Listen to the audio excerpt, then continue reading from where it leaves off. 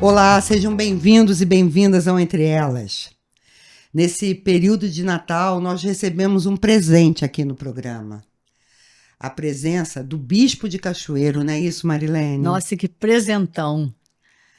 E o Bispo veio conversar com a comunidade de Cachoeiro e toda a população do sul do estado. São 27 municípios. Você está curioso? Está curiosa? A gente também. Então vem para cá, vem. Bispo, senhor Bispo, muito obrigado pela sua presença. Eu que agradeço o convite. A gente está muito emocionado, né, Marilene? Muito, muito.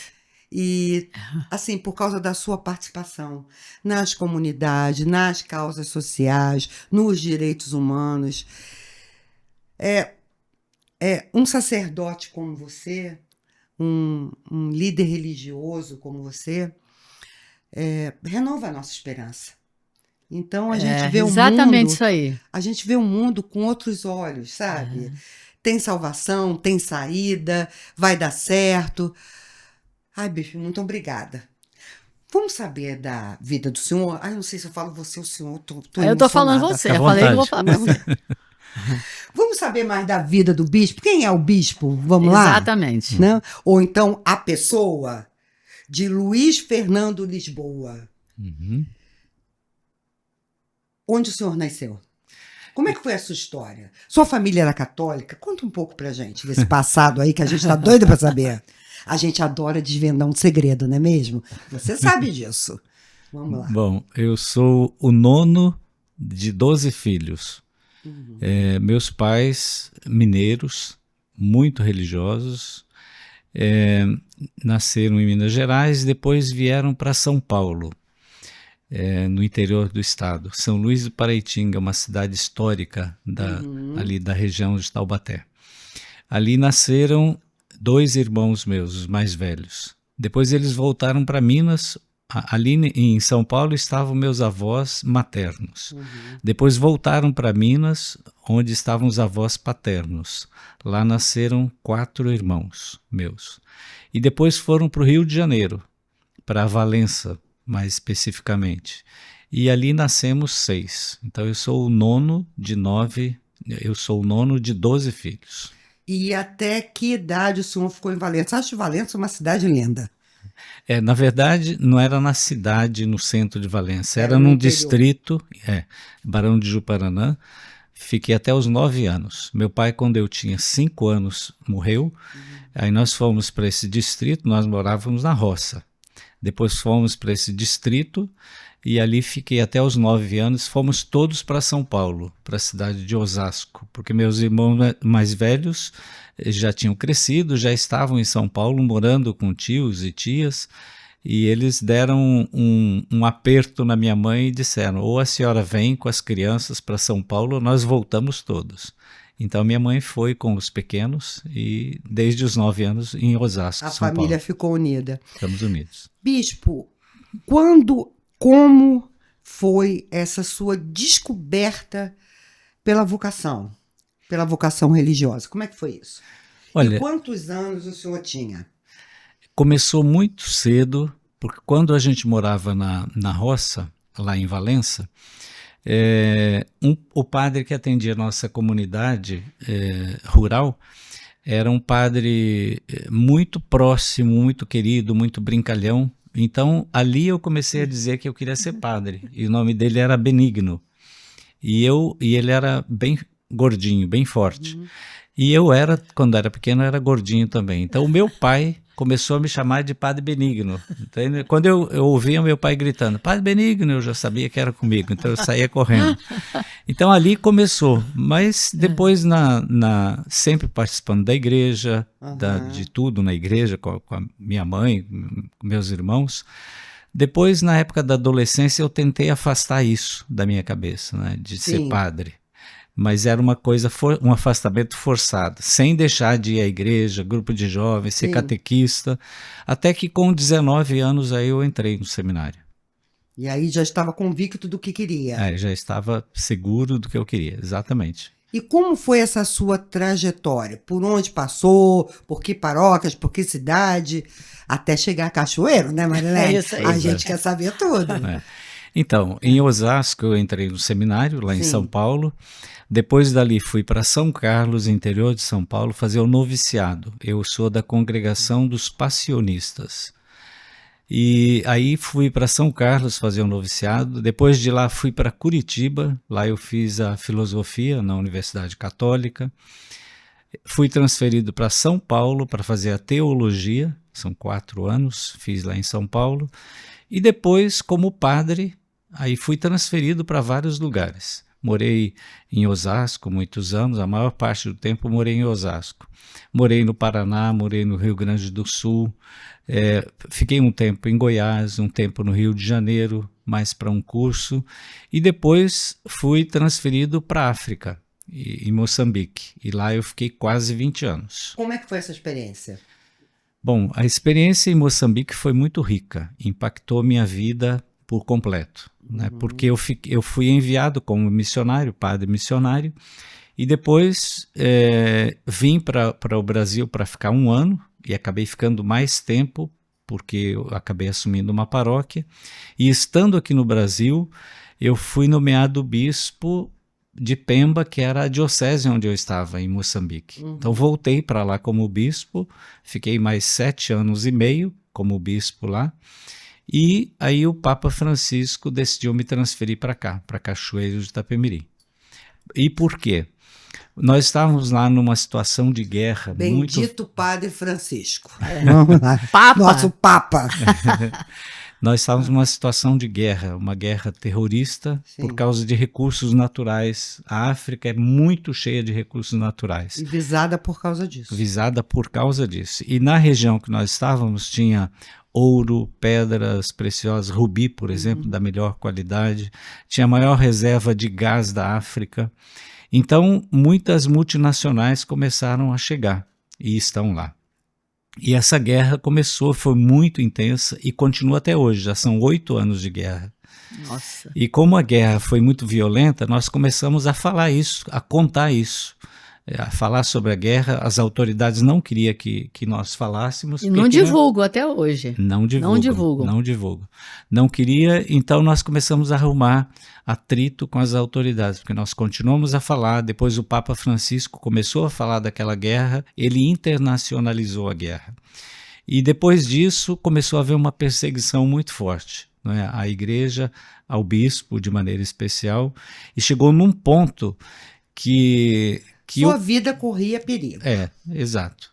Então, por conta disso, o Papa Francisco achou melhor me trazer para o Brasil. Qual língua que você falava lá? Bom, lá é português, não é não? Na África tem 5 países que foram colonizados por Portugal.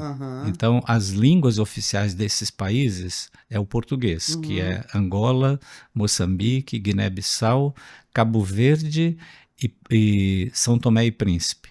Porém, na África se falam centenas de línguas. Só em Moçambique eram 43 línguas. No nosso estado, Cabo Delgado, falava-se 5 línguas mais o português. E nós, para celebrações litúrgicas, celebrávamos em 2 línguas, Makua e Makonde. Então, para celebrar, era sempre nas línguas. E como que você aprendeu essas línguas? Olha, eu não vou dizer que eu aprendi bem. Uma delas, sim, eu entendia bem, falava muita coisa, o Makua. A outra, Makonde, eu entendia alguma coisa, mas sabia celebrar. Então, celebrava sempre em Makonde, fazia as orações em Makonde, nessa língua, mas a língua predominante era o Makua, né? Mais ou menos 30% da população era Makonde, mais ou menos 60% Makua e 10% outras línguas diversas. Senhor Bispo, olhando a realidade de Moçambique e a realidade do Brasil, o que difere tanto? Porque, assim, embora Moçambique seja um lugar mais pobre, mais carente, de guerras explícitas, o que difere essas pessoas? A minha pergunta é, a fé é diferente? Não. A esperança é diferente? O que difere? Há muitas coisas que diferem. Começando por Nós estamos independentes já há mais de 200 anos, Sim. não é? Eles têm apenas 50 anos de independência. Os países africanos têm cerca de 50 anos de independência. Então, são países muito novos, não é? Novos como países independentes. Nós aqui já estamos bem adiantados em muitas coisas, não é? Nós conhecemos mais os nossos direitos, nós tivemos mais oportunidades, nós somos um país onde tudo que planta dá, como diz a música, né? Moçambique tem o problema, um dos problemas mais sérios é a falta d'água. Sim. Não é? Chove pouco tempo durante o ano e as pessoas têm pouco acesso à água potável. Então esse é um dos problemas. Mas o povo é um povo de muita fé, é um povo que vive com muito pouco e é feliz. Não é? Se nós lembrarmos aqui no Brasil há décadas atrás, como é que a gente vivia? Como é que as pessoas viviam, sobretudo na roça, né? Em casas muito simples, de pau a pique. Lá hoje 90% da população vive assim ainda, não é? Em muitos lugares não há energia, na maior parte do país não há energia, não é? A água, muita gente não tem acesso à água potável e a água é uma das fontes de doenças, né? Se você bebe uma água contaminada. Sim, claro. Então, muitas fontes de doenças. Mas é um povo alegre, um povo lutador, resiliente. As crianças têm escolaridade? Olha, a educação é outro problema. Num país empobrecido, não é um país pobre, é um país empobrecido. Exatamente, né? Empobrecido. As crianças não têm muito acesso à educação. As escolas são precaríssimas, são muito precárias. Muitas crianças ainda estudam debaixo das árvores, com caderno no colo, não é? Então, em situações assim mesmo muito precárias. O acesso à educação, o acesso a livros ainda é muito, muito difícil, muito difícil. E não é prioridade do governo, né? Porque existem outras. Acontece que, embora tenha 50 anos de independência, muitos líderes locais foram cooptados por empresas, por multinacionais, por políticos, né? E aí acaba tendo uma elite muito pequena que tem tudo, né, que é rica, que manda os filhos estudar fora, e a maioria da população empobrecida por causa da corrupção, por causa dos desvios, não é? Como nós temos aqui no Brasil também, não é? Sim, infelizmente. Quanto maior a diferença das classes sociais, maior a desigualdade, menor o acesso a coisas básicas, Exato. enfim. Então, Luiz, Tristeza. o que mais me encantou com a sua pessoa desde o início, primeiro foi que você foi lá por conta própria na Vila Conchego, eu não fiz nenhum convite, e me pareceu assim que você queria conhecer os trabalhos que são realizados na cidade e apareceu lá por sua conta, os idosos amaram e eu vi que ali você era uma pessoa carismática, deu para perceber, tá? E o que me encanta é a sua preocupação com direitos humanos, com a questão das mulheres que sofrem violência, com as injustiças sociais. São bandeiras que eu e Regina carregamos. Exatamente. E isso nos mobilizou muito, desde o início. E eu sempre falei, Regina, esse bispo é diferente. Esse bispo me encanta. E no dia que nós fizemos a caminhada na cidade, a sua presença ali junto com as mulheres, isso tudo para a gente é um diferencial muito grande, porque a gente tem necessidade de uma igreja do nosso lado, ativa e participante conosco. Nós fizemos, esclarecendo, né? Nós fizemos uma caminhada em protesto ao feminicídio, que virou uma epidemia nesse país. E o senhor bispo já tinha lido nas missas uma carta e se posicionou, né? Pela vida, eu diria, né? Pela vida das mulheres, pela vida das famílias. Isso é muito importante para a gente. Como que começou? Da onde que surgiu? Porque é muito. Eu sei que, como cristão, é o nosso papel, de todos nós. Mas essa linha de conduta, nem todos têm. Assim, visível, clara. Porque é o que Jesus prega. O o senhor faz, é o que Jesus pregava. E o que está ali no Evangelho. Como que surgiu? Da onde surgiu esse Dom Luiz tão humano, tão fraterno, que sensibiliza todo mundo? Tão comprometido com as causas sociais, né? Exatamente, Bom, veja, Marilene, quando nós falamos de direitos humanos, respeito à vida, defesa da vida, nós estamos falando do Evangelho, como vocês mesmos já disseram, não é? Nós estamos falando do Evangelho. E eu tive oportunidades de participar desde meu tempo de juventude, né, desde que eu comecei a fazer filosofia, que eu abri um pouco os horizontes, né? Quando a gente faz faculdade, normalmente é assim. E sobretudo filosofia, que questiona bastante, né? Procura entender a razão, o sentido das coisas. Então, eu comecei a abrir os horizontes, e quando eu fui para a teologia, na cidade que eu fiz teologia, Osasco, estudava em São Paulo, mas morava em Osasco. Osasco, nós tivemos o 2º Centro de Defesa dos Direitos Humanos do país. E eu estava lá no começo, então já era fazia teologia, já participava nas pastorais, nós tínhamos pastorais sociais, muitas, comunidades eclesiais de base, e eu comecei a participar do Centro de Defesa, então lidei, e no tempo do militarismo, aquele tempo... Ditadura militar. Então nós tínhamos muitos problemas de direitos humanos. Então desde ali nós começamos defesa das crianças, defesa das mulheres, defesa da população da periferia, porque a polícia era muito violenta, muito violenta. Então nós tínhamos direto esse tipo de ação. Então ali me despertou e eu comecei a entender que para sermos bons cristãos, nós temos que, junto ou antes, ser bom cidadão. Não é? Porque nós não podemos desligar o evangelho da vida. Se nós lemos o evangelho, Jesus falava das coisas cotidianas do dia a dia, ele se encontrava, ele ensinava nas praças. Exatamente. Na beira do mar. Não é? Então, uma igreja que esteja distanciada do povo, dos problemas do povo, pode ser qualquer igreja, mas não é a igreja de Jesus. Então, nós acreditamos nisso. Não sou só eu, os padres aqui da nossa diocese, como um todo, não é?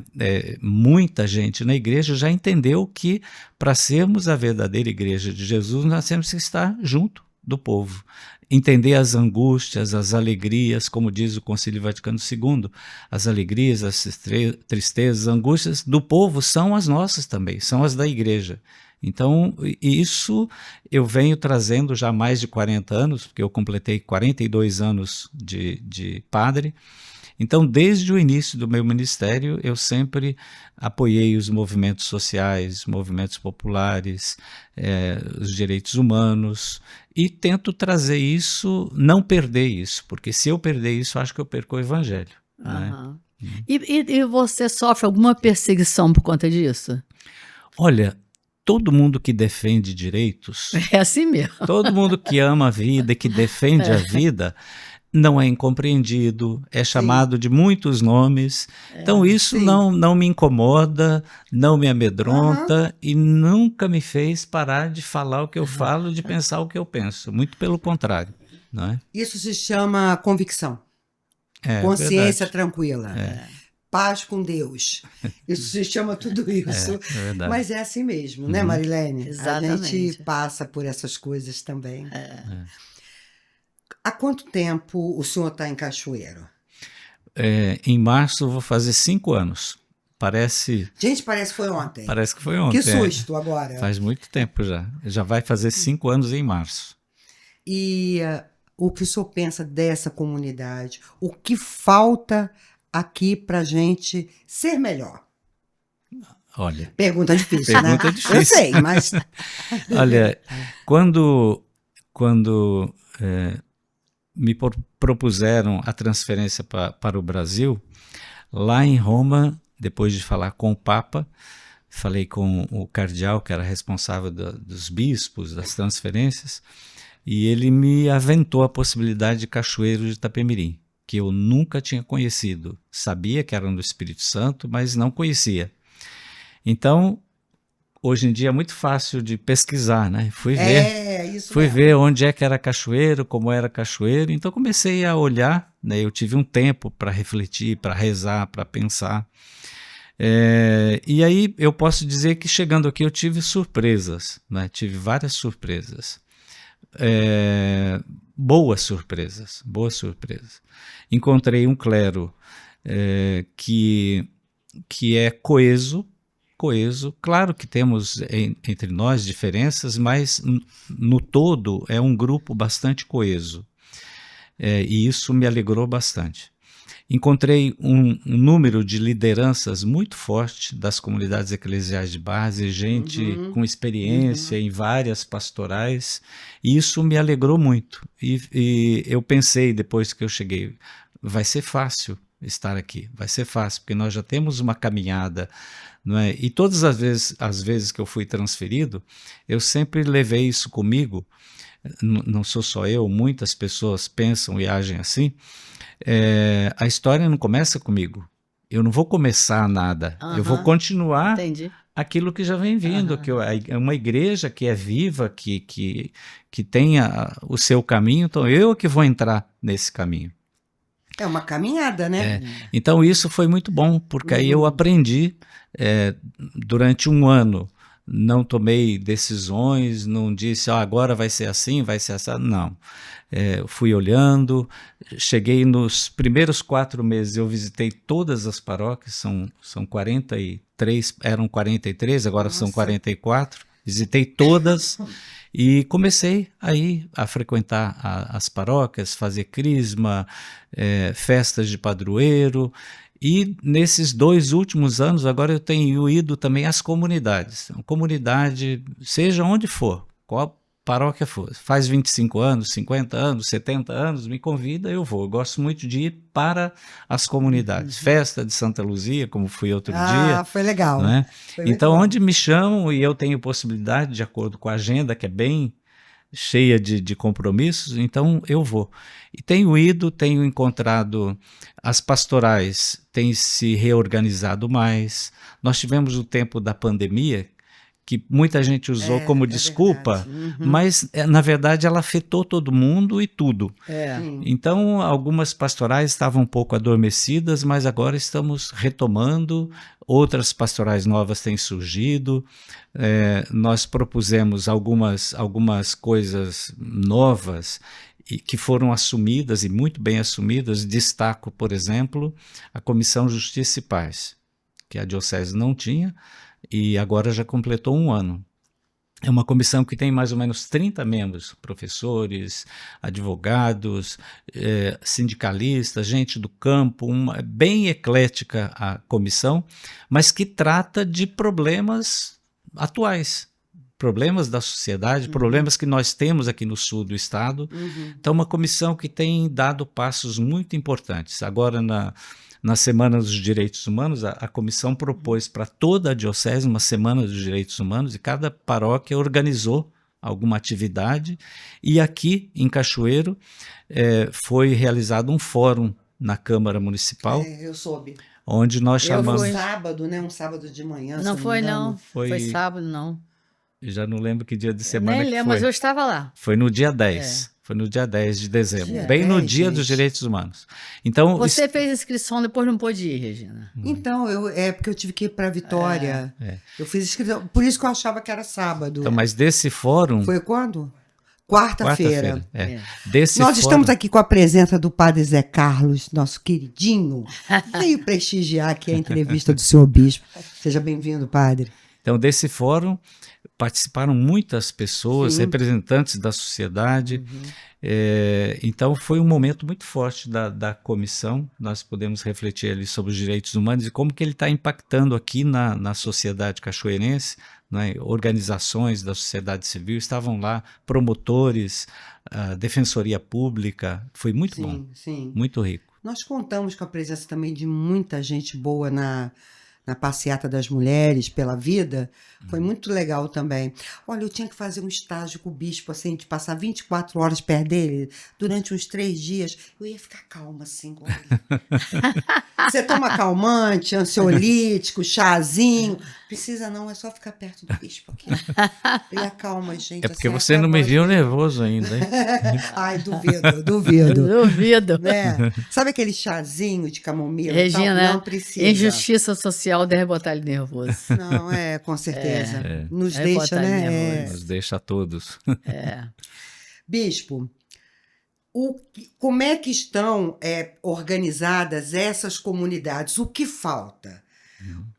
O que o senhor diria a quem assiste o programa e gostaria de ter uma participação maior? Como chegar? O que fazer? Né, Marilene? Boa Exatamente. pergunta. Como eu estou chegando também, eu estou me colocando à disposição, então Bom. é isso. Em primeiro lugar, Regina, nós temos na nossa diocese mais de 1000 comunidades eclesiais de base, o que é uma riqueza. Aqui no Espírito Santo nós temos 4 dioceses. Essa diocese de Cachoeiro é a diocese que mais tem comunidades, tem o maior número de comunidades. São 44 paróquias e cerca de 1.050 comunidades. Então, cada comunidade se organiza, não é? Tem os seus conselhos, conselho de pastoral, conselho econômico, tem os seus ministros e ministras, suas lideranças. Então, como é que alguém pode participar da comunidade? Chegando lá, primeiro participando das celebrações, celebração da palavra dominical, celebração da missa, quando a comunidade tem missa, recebe a visita do padre, mas pode apresentar-se na comunidade. Normalmente as comunidades, quando chega alguém novo, apresenta a pessoa. Então é acolhida, essa pessoa é acolhida pela comunidade. E se a pessoa já teve uma experiência, já participou em algum lugar, às vezes no lugar que nasceu, onde morou, de uma comunidade, ele pode contar essa experiência. Olha, lá eu era catequista, eu gostaria de ser aqui. Ou se alguém nunca participou de uma pastoral, ofereça-se. Eu gostaria de ajudar na pastoral da comunicação, eu gostaria de ajudar na pastoral da criança, eu gostaria de ajudar na catequese. Ofereça-se para os coordenadores da comunidade e com certeza haverá um lugar para você lá. Cada um tem que procurar descobrir o seu lugar, como você está descobrindo agora. Eu já fui, sabe? Eu já fui liderança da pastoral da família em Alegre.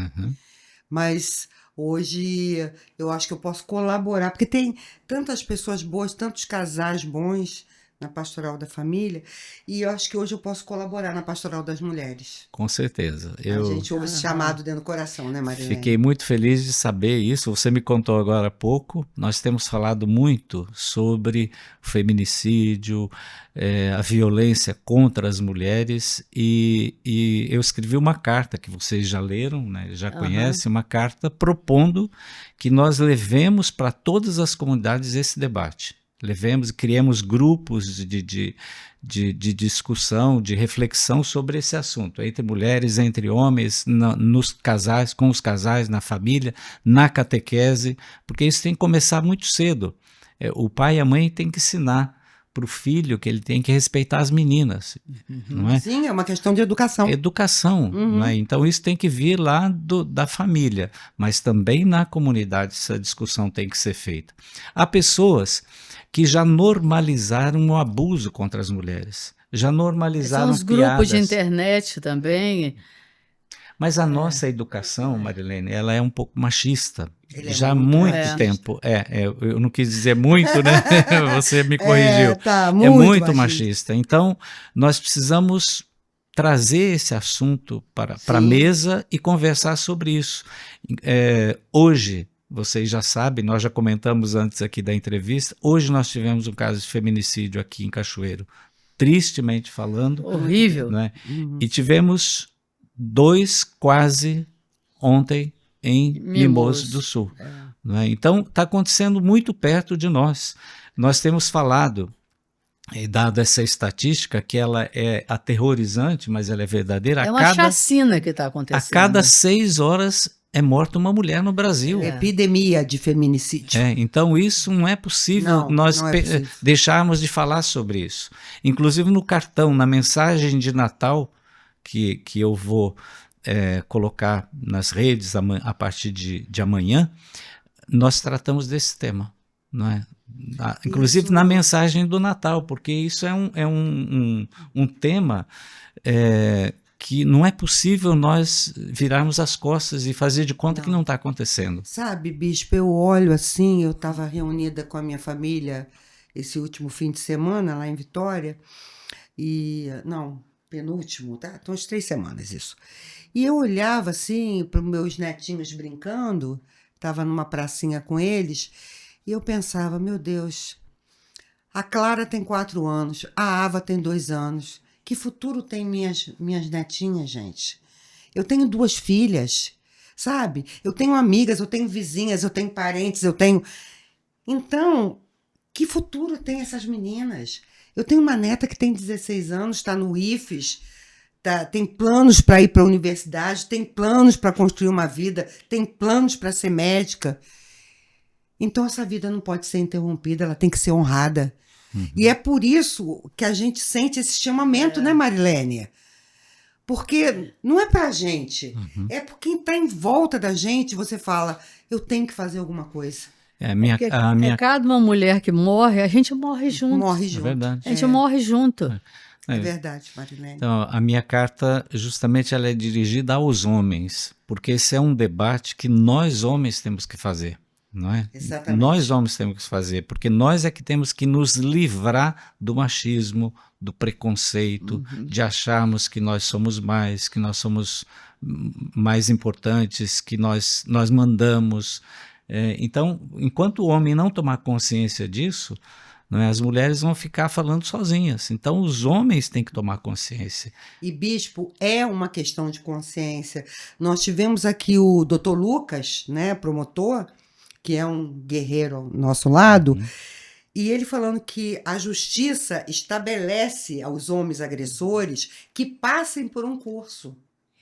Então, quando esses homens começam a ver vídeos, ouvir depoimentos, enfim, quando eles começam a ver a violência de outro ângulo, eles vendo o que acontece, eles choram, eles se desesperam, eles falam, meu Deus, eu fiz isso?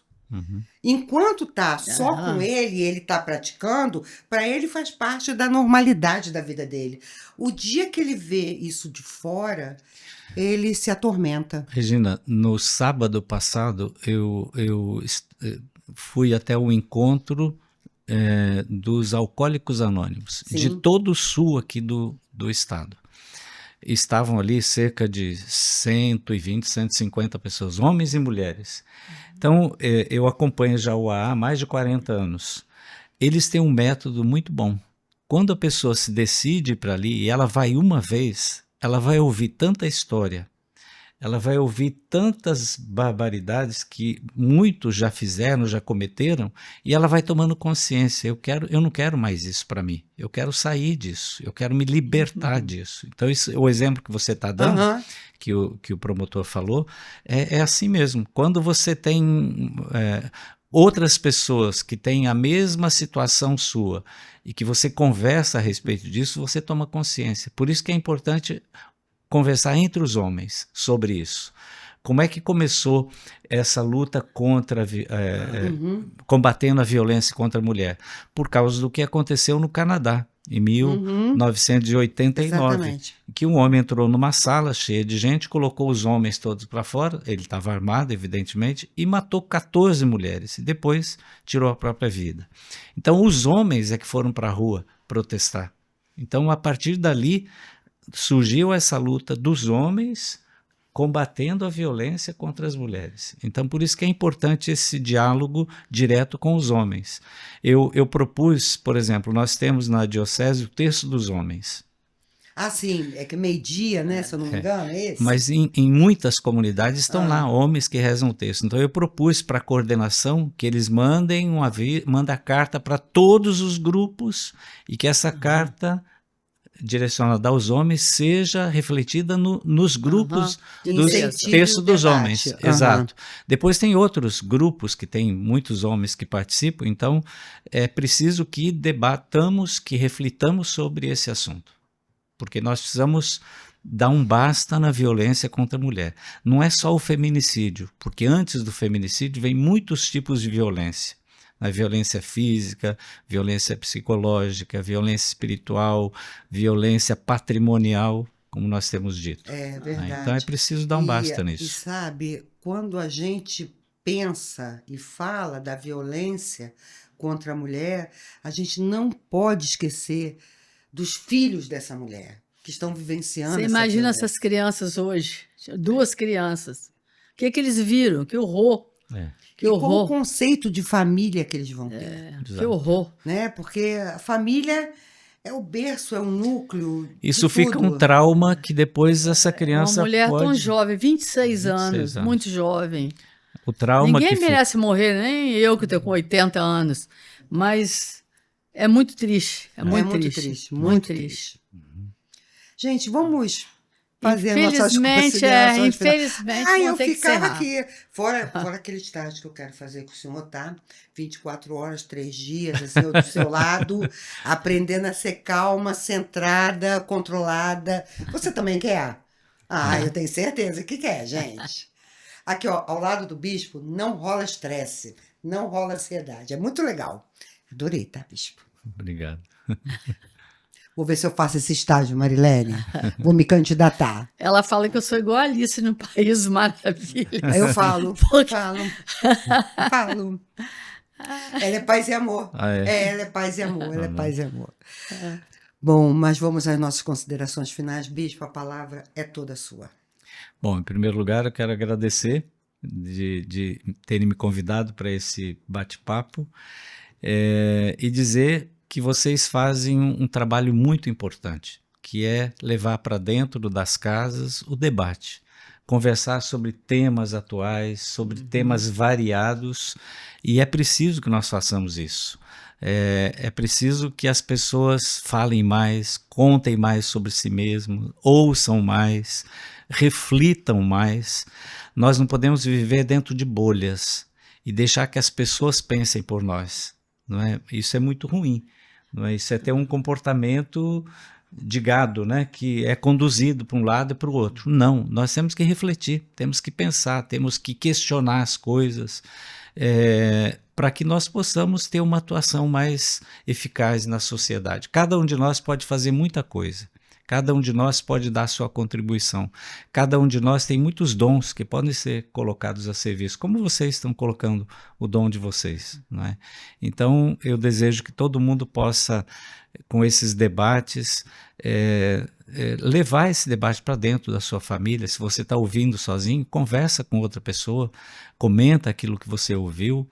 Faz parte também da nossa missão nesse mundo. Sermos pessoas melhores que ajudem a construir um mundo melhor. O mundo melhor não vai cair do céu. Nós temos que ajudar a construir. Exatamente. Né? Depende da gente. E aproveito para desejar a todos e todas um feliz, um abençoado Natal. Amém. Amém. Amém. Amém. Gente, demais, não é? Pois é, a gente já deixa aqui o convite para o senhor bispo voltar para a gente conversar outros temas, né? A gente tem certeza que é isso que vocês querem. Lembrando que o Entre Elas é o podcast de maior audiência do sul do estado. Não é isso, Você não Marilene? pediu like. Pedia. Gente, vamos lá, vamos curtir, dar seu joinha, comentar, compartilhar, porque essa entrevista foi boa demais, não foi? Então tá.